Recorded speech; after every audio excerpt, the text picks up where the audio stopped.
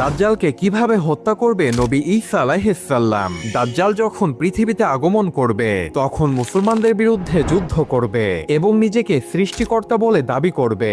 দাজ্জাল মানুষের মধ্যে তার অলৌকিক কিছু ক্ষমতা দেখাবে, যেমন মৃত ব্যক্তিকে জীবিত করবে, আকাশ থেকে বৃষ্টিপাত করবে এবং তার এক হাতে জান্নাত এবং আরেক হাতে জাহান্নাম থাকবে।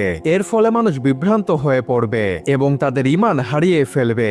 আর যখনই এমন ভয়ঙ্কর ফিতনা তৈরি হবে তখনই নবী ঈসা আলাইহিস সালাম আকাশ থেকে দুই ফেরেশতার কাঁধে ভর করে পৃথিবীতে নেমে আসবে। ঈসা আলাইহিস সালাম এসেই মুসলমানদের সাথে যুক্ত হয়ে দাজ্জালের বিরুদ্ধে যুদ্ধ করবে। দাজ্জাল যখন দেখতে পাবে ঈসা আলাইহিস সালাম পৃথিবীতে নেমে এসেছে তখন দাজ্জাল ভয় পেয়ে ফিলিস্তিনের লুত শহরে পালিয়ে যাবে এবং ঈসা আলাইহিস সালাম সেই শহরে গিয়েই দাজ্জালকে নিজের হাতে হত্যা করবে। অর্থাৎ দাজ্জালের আগমন যেমন নিশ্চিত, ঠিক তেমনি ভাবে ঈসা নবীর হাতেই দাজ্জালের মৃত্যুও নিশ্চিত।